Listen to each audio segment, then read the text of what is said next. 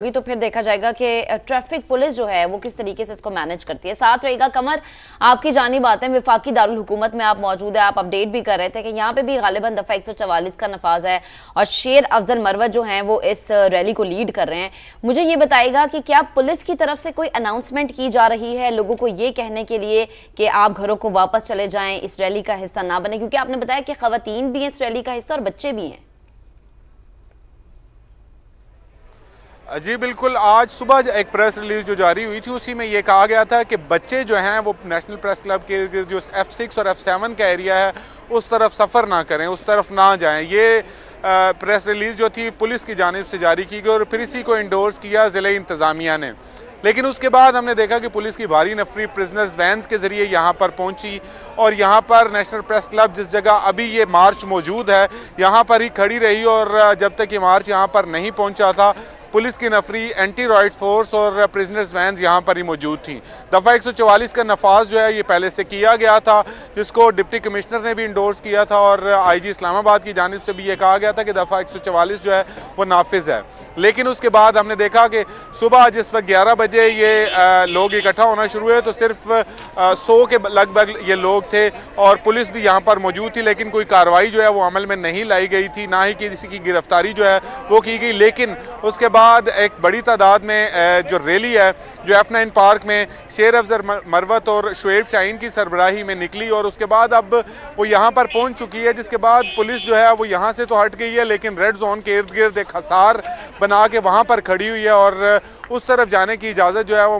मुजाहिरीन को नहीं दी जा रही। ताहम जो गुज़श्ता रोज़ ऐलान किया गया था वो यही था कि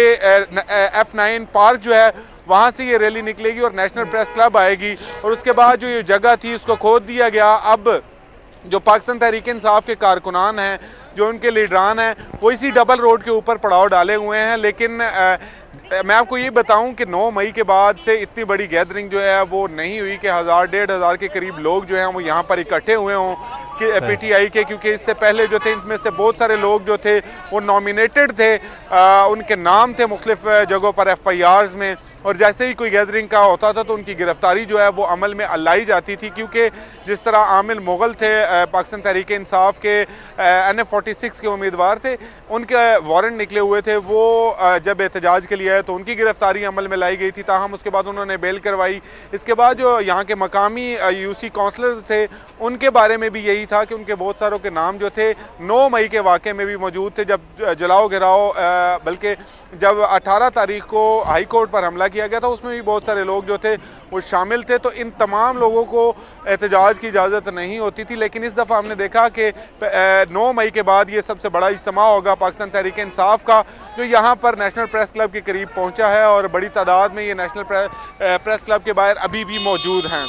एक आर्जी स्टेज का कहा गया है कि यहाँ पर वो लगाया जाएगा और स्पीकर्स के ज़रिए जो है जो लीडरान है वो खिताब करेंगे, जिसमें शेर अफजल मरवत है, शुएब शाहीन है, इसके अलावा आमिर मुगल और दूसरे जो रहनुमा है मकामी अली बुखारी भी वो यहाँ से खिताब करेंगे। तो उसके इंतजाम जो है वो यहाँ पर किए जा रहे हैं ताकि वो स्टेज यहाँ पर इस्टेब्लिश हो जाए, क्योंकि जिस जगह पर स्टेज का कहा गया था उस जगह पर खुदाई की गई थी और वहाँ पर स्टेज लगाना जो है वो मुमकिन नहीं है। अब ये जो रैली है ये मार्च की सूरत में यहाँ पर मार्च कर रहे हैं कि नेशनल प्रेस क्लब के इर्द गिर्द शुएब शाहीन की गाड़ी है और उसके साथ शेर अफजल मरवत हैं और वो वहाँ से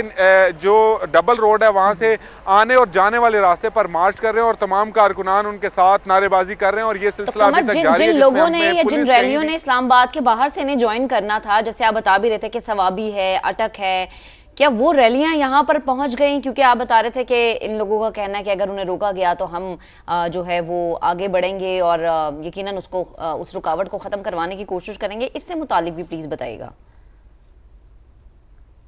जी, जिस वक्त ये सवाबी और अटक से आने वाली रैलियां थी वो यहाँ पर पहुँचने के लिए ऐलान किया गया था तो शेर अफजल मरवत की जानिब से ये कहा गया था कि अगर वो रैलियां 26 नंबर चुंगिस पे रोकी गई हैं, अगर उनको वहाँ ही रोका गया तो हम तमाम लोग उनको लेने के लिए वहाँ पे जाएंगे। जबकि दूसरी जानिब इंतज़ामिया का ये कहना था कि किसी भी जगह कोई भी रैली या कोई भी पाकिस्तान तहरीक इंसाफ का जो वर्कर है उसको रोका नहीं गया। ताहम अब बहुत सारे लोग जो सवाबी से एक रैली की सूरत में आ रहे थे वो भी मरकज़ी रैली जो नेशनल प्रेस क्लब के बाहर है यहाँ पहुँच चुके हैं और उनमें शामिल हो चुके हैं। ताहम वो अटक से आने वाले जो लोग हैं उनके बारे में अभी तक इतलात नहीं आई कि वो भी यहाँ पर पहुँच चुके हैं। लेकिन अगर मैं ये कहूँ कि बड़ी तादाद में यहाँ पर नेशनल प्रेस क्लब के बाहर ये पाकिस्तान तहरीक इंसाफ के लोग कारकुनान जो है वो इकट्ठे हैं, तो ये गलत ना होगा, क्योंकि आने और जाने वाली दोनों तरफ की जो ट्रैफिक है ये मुकम्मल तौर पर इस डबल रोड के ऊपर बंद हो चुकी है। और जो गाड़ियां हैं उनमें मार्च कर रहे हैं शेर अफजल मलवत, और उनके साथ तमाम लीडरान मौजूद हैं और तमाम कारकुनान उनकी पैरवी करते हुए एक नारेबाजी जो है वो कर रहे हैं, जिसमें इंतखाबात में धांधली के हवाले से, इलेक्शन कमिश्नर के हवाले से, ख़ास तौर पर कमिश्नर रावलपिंडी के बयान के बाद जो है उनके हक में भी यहाँ पर जो है वो नारेबाजी की जा रही है। तो ये सिलसिला अभी तक जारी है। अच्छा, किसी किस्म की कोई गिरफ्तारी तो अमल में नहीं आई कमरुल मुनव्वर साहब? यहाँ पर आज इस्लामाबाद में कोई गिरफ्तारी तो देखने में नहीं आई अभी तक? रोज जो प्लान बनाया था इस्लामाबाद पुलिस ने वो तो बड़ा कंप्रिहेंसिव बनाया था कि जिस जगह पर लीडरान मौजूद है उनकी गिरफ्तारी अमल में लाई जाएगी। फिर जो कारकुनान होंगे उनके लिए प्रिजनर्स वैन, बल्कि कुछ प्रिजनर्स वैन जो कम थी वो भी मुख्तलिफ जगहों से मंगवा कर वो प्रिजनर्स वैन पूरी की गई, ताकि गिरफ्तारियों का अमल जो है वो शुरू किया जाएगा। और लेकिन एक भी कोई गिरफ्तारी जो है वो अभी तक अमल में नहीं आ सकी। कोई स्ट्रेटजी में शायद कोई चेंज आया, क्योंकि गुज़श्ता रोज़ जो कहा गया था उसमें यह कहा गया था कि इन तमाम लोगों की गिरफ्तारी की जाएगी जो दफ़ा 144 की खिलाफ वर्जी करेंगे। और इसी वजह से जो रेड जोन का रेडियस है इसको बढ़ा दिया गया था, और ये कहा गया था कि F8-1 से रेड जोन का एरिया जो है वो शुरू हो जाता है, और यहाँ तक अगर कोई मतलब F9 पार्क में उनको रोका जाएगा। अगर F9 पार्क से बाहर निकलेंगे तो F8-1 है, और F8-1 में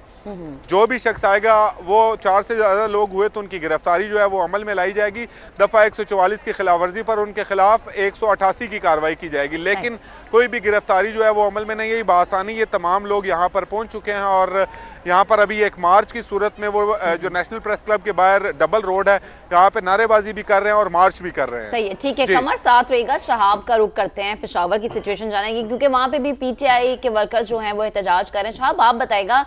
कि पेशावर में क्या सिचुएशन है, क्या एक स्पेसिफिकली जगह पे एहतजाज हो रहा है, ये यहाँ पर भी मुख्तलिफ जगहों से रैलियां आएंगी, इन्हें ज्वाइन करेंगी, और क्या पेशावर में भी दफा 144 का नफाज है? नहीं जी, देखिए यहाँ पे दफ़ा 144 का नफाज नहीं किया गया, क्योंकि अगर देखा जाए तो यहाँ पर जो मुंतखब आज़ाद उम्मीदवारान है वो तहरीक इंसाफ के हिमायत याफ्ता है। 9 मई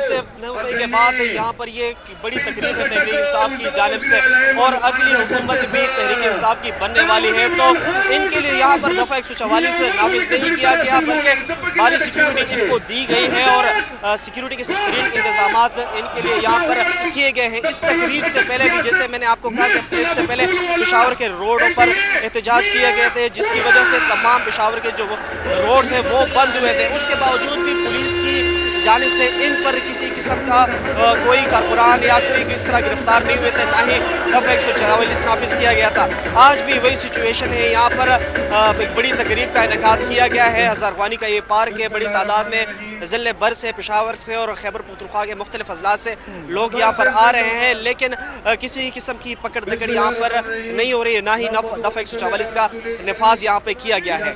अच्छा शहाब, ये भी बता दीजिएगा, एक तो आपके पीछे अनाउंसमेंट भी हो रही है, वो क्या है, क्या कहा जा रहा है उस अनाउंसमेंट में, वो भी बताएगा। दूसरा ये बताएगा कि पुलिस की जो नफरी है यहाँ पर वो कितनी बड़ी तादाद में हमें नजर आ रही है, क्योंकि आप बता रहे हैं कि दफ़ा 144 का नफाज नहीं था, तो क्या पहले ये इंडिकेशन था कि लोग ये इकट्ठे होंगे तकरीब का या रैली का या इस तरह के किसी मजमे का इनेकाद हो